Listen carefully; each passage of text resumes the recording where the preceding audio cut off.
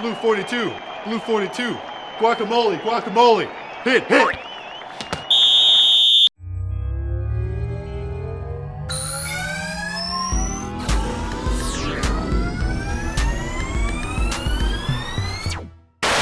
Hi, I'm Clay Wires, and welcome to 300 Seconds of Science. Today we are going to be talking about head injuries and football. Football is insanely popular, but the defining violent nature of the sport is also causing controversy. Let's start somewhere simple. The most common head injury in sports are concussions. We've all heard of concussions, but what really happens in a concussion? Concussions are caused when you hit your head, and the impact literally makes your brain bounce against the inside of your skull. The effects of a concussion can be seen instantly or take several days to show up.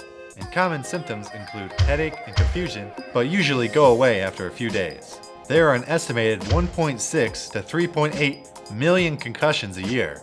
And if you've never had a concussion, it's kind of difficult to imagine how they feel. Personally, I've had 2 very mild concussions back when I played football in high school, and I can only describe the feeling as my brain was kind of foggy and I couldn't think as fast. But it went away after a few days. It's very important that athletes who have concussions make sure that they are fully healed before going back to their sport, because back-to-back concussions can cause brain hemorrhaging and even death. Now, football has come a long way to increase the safety of those involved. Concussion tests as well as safety equipment have improved immensely to help protect players, but concussions still happen too often. The NFL just announced that this past season had the highest number of reported concussions in 4 years. While concussions are the most common head injury in sports, there's another one that we don't fully understand yet, but it's even scarier. I'm talking about CTE, which stands for Chronic Traumatic Encephalopathy. But in all seriousness, this disease was believed to be only confined to boxers who took significant impacts to the head. The left and a right, and Butch comes back with a left and another left and a right. Oh, it won't be long now. There it is, there it is. Gus is down. Butch rushes to a neutral corner. But in recent years, it's been found in other sports, mainly former football players. If you've seen the movie Concussion, starring Will Smith, it's all about Dr. Bennett Omalu and his research on CTE. This disease is caused by repeated hits to the head, and we now think that it doesn't really matter how hard the hits actually are. What makes CTE different from concussions is that it usually takes 8 to 10 years before symptoms start showing up. Now, there are several stages of CTE, with the first stage starting with disorientation, dizziness, and headaches. The next stage progresses into memory loss, erratic behavior, poor judgment, and social instability.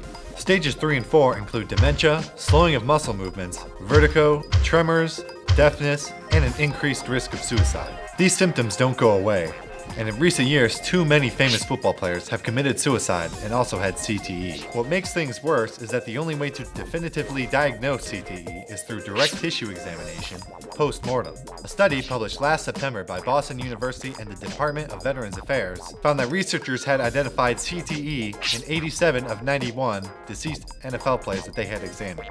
Dr. Bennett Omalu estimates that 90% of all NFL players have some form of CTE, which if true, would mean that football is a fundamentally unsafe sport.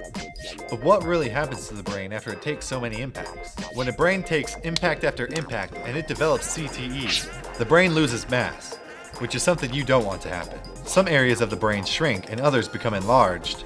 And another aspect of CTE is the accumulation of tau protein in certain areas of the brain. This substance stabilizes the cellular structure in the neurons. But when there's too much of it, it becomes defective and causes major interference with the function of the neurons. Now, football is a very big sport here in America, and to put things into perspective, the second biggest eating holiday in the US is Super Bowl Sunday, the first being Thanksgiving, which also has football playing all day. The average NFL team is worth $2 billion, and there are 32 NFL teams. So it's a pretty big business. And that's only the NFL, not including colleges or high schools, where football is a pretty big sport there too.